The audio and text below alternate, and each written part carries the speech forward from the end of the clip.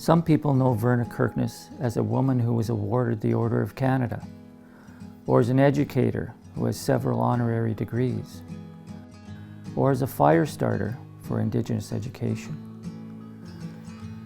But to me, when she comes home to Fisher River, she is my Auntie Verna Jane. 4 years old, they tell me.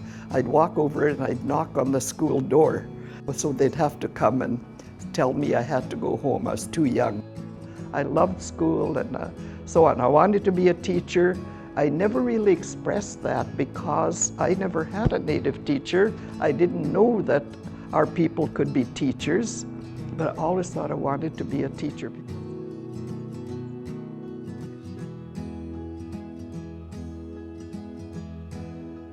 We're on our way to Fisher River Cree Nation. It's the place where I was born and grew up.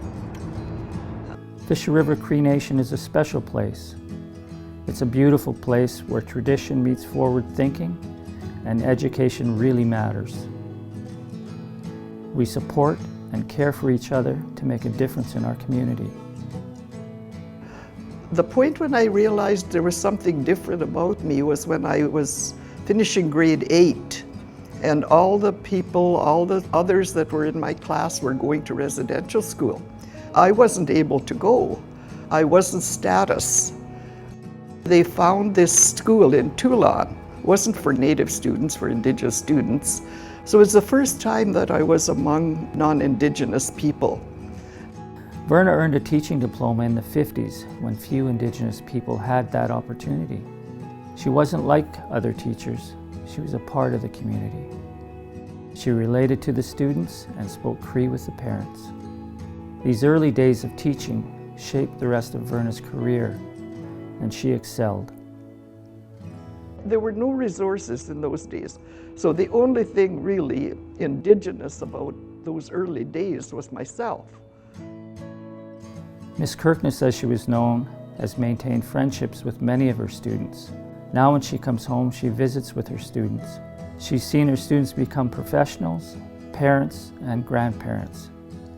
It has become generational. She was strict in a way. I think it was her that told us at that time, what you gonna do all your lives? Stand at the bridge and comb your hair, you know? That was you, eh? Yeah. My auntie is the teacher that everyone remembers because she really cared. With her passion and dedication, she raised the bar for both teaching and learning.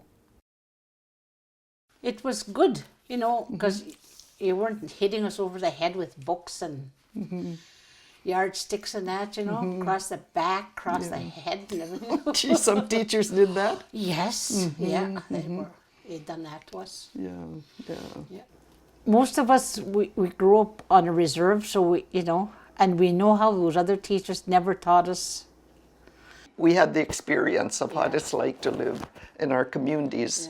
And also our expectations. Look at those kids you taught to read, you know, that maybe teacher after teacher didn't teach them. But our expectations of our kids are higher. I mean, we know they can do it.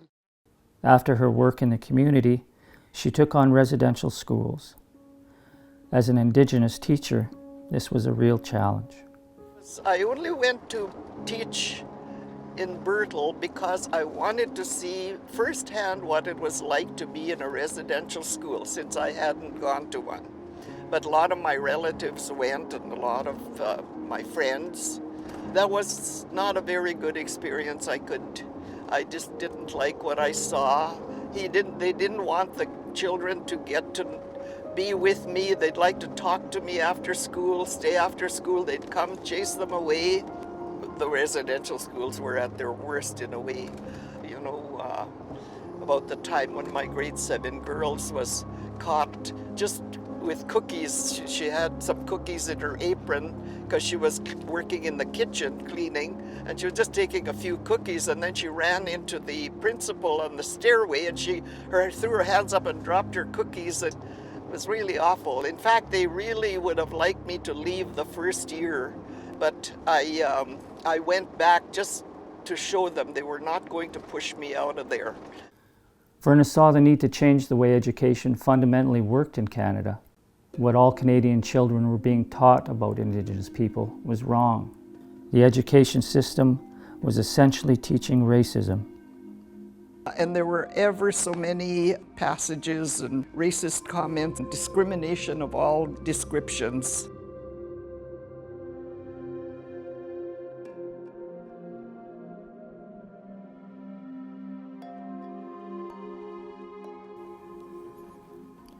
Verna and a team at the Manitoba Indian Brotherhood, now the Assembly of Manitoba Chiefs, reviewed history and social studies textbooks to root out the discrimination they contained.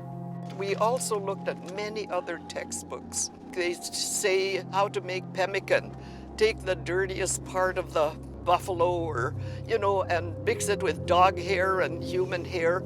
I mean, awful, you wouldn't believe. Today, every Canadian that had used a social studies textbook benefits from Verna's work. After her time in Manitoba, Verna went on to work with Indigenous people across Canada and around the world.